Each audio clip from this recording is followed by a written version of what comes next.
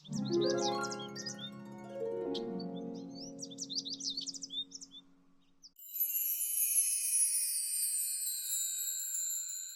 again, and a very warm welcome to another mixed media tutorial with me, Lisa Taggart. This one's a very detailed piece and probably took me twice as long as my normal videos, so you will see a lot of sped up footage, and bear with me, at least it'll give you a flavour of my creative process. I'm calling this one Nutcracker Wood, and it involves lots of colouring and blending with a range of mixed media art supplies. So if you're interested in that, let me take you through the materials. Starting off with watercolour card, as usual, it's the hot press, which is good for stamping. We're using the masking sheets just to mask off certain parts of the stamping. Also, I'm using the Stabilo pastel pencils and the end colours there, which are what I'm calling squirrel colours. Also, we have the Acorn in Versifying Clair along with Nocturne. Now this one is Morning Mist, but it is optional, you can just use Nocturne. We've got Picket Fence, Scattered Straw and Salvage Patino in Distress Oxide. A large brush for blending, any brush will do. Moving on then, I'm also using my Tolson Door Extra Soft pastels for some final blending over the top of the Zig King colour markers. I've picked out greens, greys, blues, turquoise, black, peach yellow and white, and they're to complement the overall tones of the pictures. Very similar colours in the Zig King colour markers. We've got greens, greys, a few browns and a sort of pale orange, also a yellow, a dark grey and purple. So just a range of greens essentially. Also the turquoise in the Pan Pastel, which is a very useful one to have, and the putty eraser along with some applicators for the pastel. I've got Posca pens in turquoise and a couple of greens. Also got my Signo pen in white and yellow. I've got a fine marker in black. I've got my Stabilo Wall black pencil and an ordinary pencil for some drawing. Now the stamps. My favourite, Druids Inn, love this one. Tree of Wisdom, another favourite. Fairy Door in large, which comes for the little foliage. Also Woodland Fern, Mini Forest Mushroom, Mini Meadow Mushroom, and of course Red Squirrel. Tree Root finally, and that's a great group of stamps, and I really enjoyed using them. So if you want to convert all of those into something that looks a little like this, just keep on watching. Now to begin, I have 7x10 watercolour card, and I'm marking out at the side, putting a little marks at the side of the page at 4¼ inches from the bottom, and then from that point on 3½ inches. The reason I do this, and I do this quite often, is to demarcate the different colours on the painting. So the top half will be the sort of bluey turquoisey colour, and the bottom half will be yellow. So I'm masking off the bottom of it. I'm taking my Salvage Patina spray and also my Picket Fence in white and mixing those and blending them at the top of the page. And in a minute or two I'll be removing the masking sheet when I'm happy with the amount of colour. And I'll be then repeating that with the yellow. I did put a little more of the Salvage Patino on that just to bring the colour up a bit. So here we are doing the Scattered Straw in the bottom, and I'll probably mix that with white as well and repeat and then dry.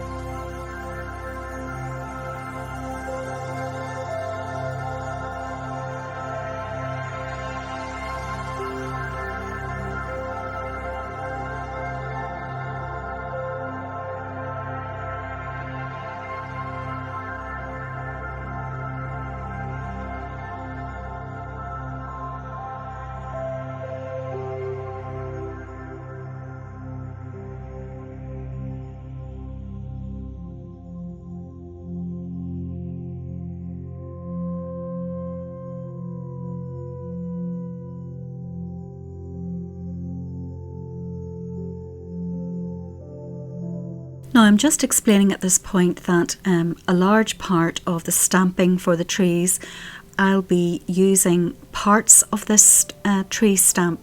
So I'm stamping up the top half at the moment and leaving off the bottom of the tree, and I'm going to create a different tree.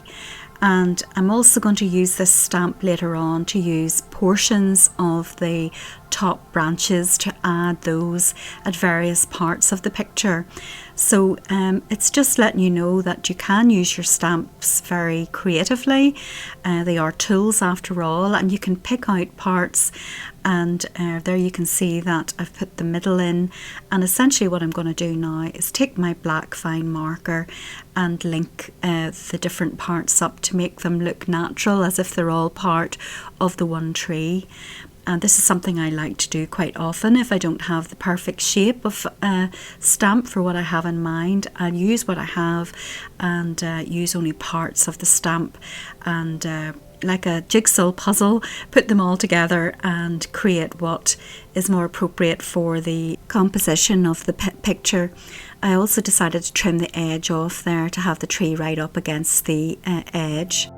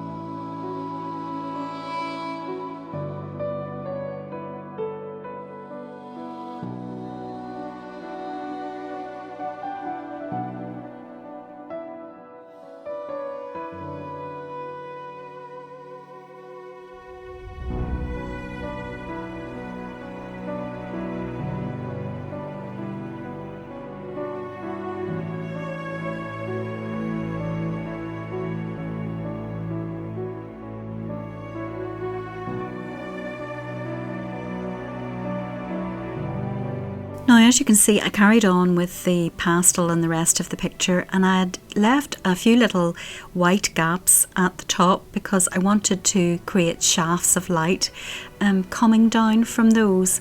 So I'm taking my ruler and my white pastel pencil and just drawing those in. Now, in the end up, I draw them, I think, too long, and I fix that by removing the bottom parts of them and making them, I suppose, a bit shorter in the end up. But you just blend it out with your finger and see what looks good. That's why the pastel that I have completed on the tree leaves have bright parts, because then I'm thinking that the light will be hitting parts of the leaves and parts will be very bright. I'm now taking the little stamp, which was part of that fairy door stamp, and adding some texture across that. I think this works quite well. You don't really see it very clearly in the picture, but ultimately when it's all finished, it adds the appropriate texture needed that you couldn't quite get using the soft pastels. And you'll see also that the branches of the trees that we created earlier in the stamping are peeking through as well. See there, I've reduced the length of them. I've also then taken my white gel pen and added some little white dots in the spaces where the sky is peeking through, and now using my Posca pen in turquoise to create some lighter areas in the misty distant trees in the centre. I think I also used the green Posca pens as well to add some dots to the leaves. And now moving on to the pastels.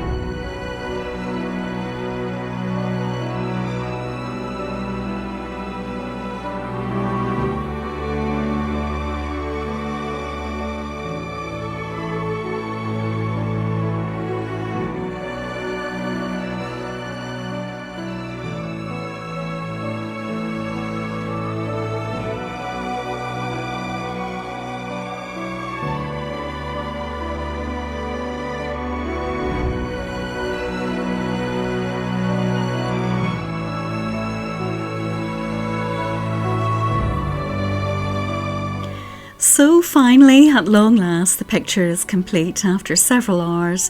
You can see I've added lots of little coloured dots and dashes here and there to indicate the flowers. I haven't put my normal stickles glitter on the painting. You could of course do that. I think by this stage I'd run out of energy and decided just to leave it out. You could also go to town with more colour in the flowers if you're doing a version of this, and just add more beds of flowers if you want to. So I hope you enjoyed this week's project. If you did, please consider subscribing if you haven't already done so. Hit the like button, leave me a comment, share the video. It all helps me so much. Also, links to my art workshop and my Amazon storefronts below. This piece is for sale. Until next time, of course, take very good care of yourselves, and above all, get creating, be brave and enjoy the adventure.